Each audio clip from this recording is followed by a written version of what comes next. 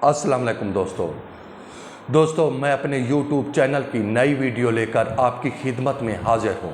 सबसे पहले मेरे चैनल को सब्सक्राइब ज़रूर करें ताकि मेरी हर आने वाली वीडियो आप तक पहुँचती रहे।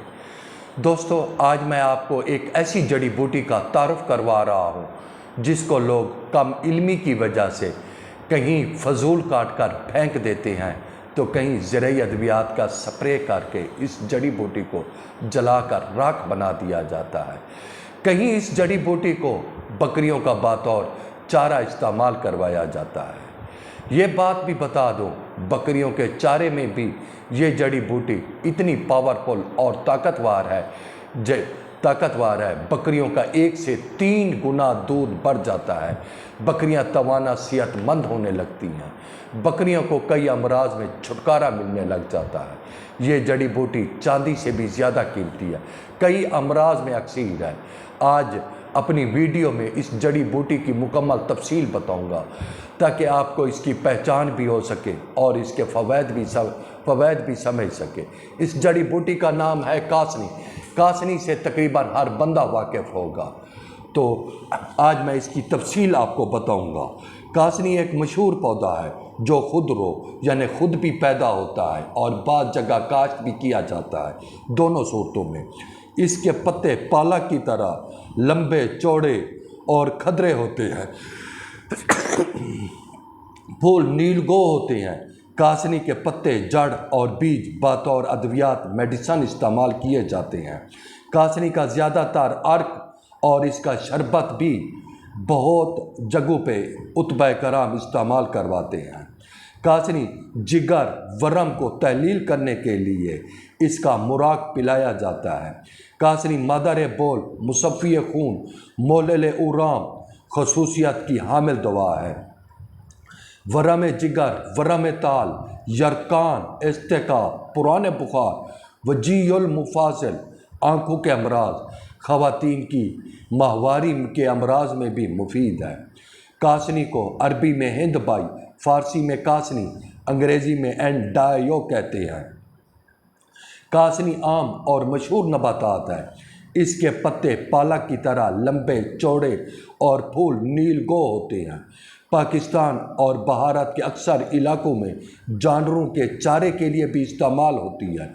पंजाब में बरसीन के चारे के साथ भी मिलाकर काश्त किया जाता है और पाकिस्तान के पंजाब के अक्सर इलाकों में पाई जाती है। मैदानी इलाके हों या रेगिस्तानी सहरा हो, आपको लाखों टन के हिसाब से मिलेगी।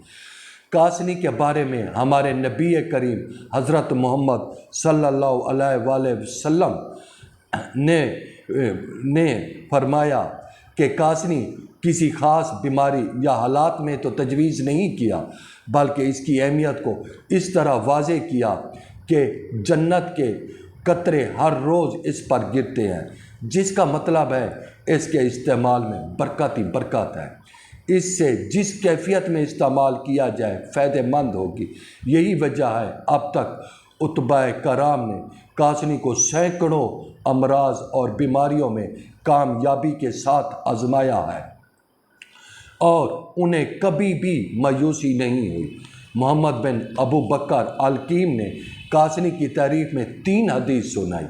नंबर 1, कासनी खाओ और इसके पत्तों को मत झाड़ो, क्योंकि ऐसा कोई दिन नहीं गुजरता जब इसके पत्तों पर जन्नत के पानी के कतरे न गिरते हों।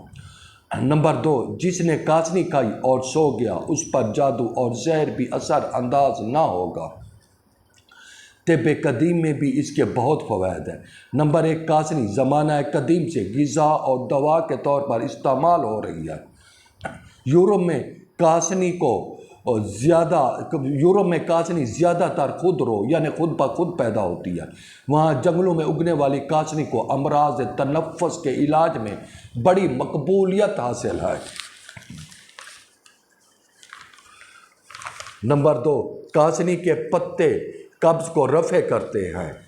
इनको चबाने से मुंह से खून निकलना बंद हो जाता है। नौमाशा फूल या पत्ते सर्द पानी के साथ खाने से अंदर से आने वाला खून बंद हो जाता है।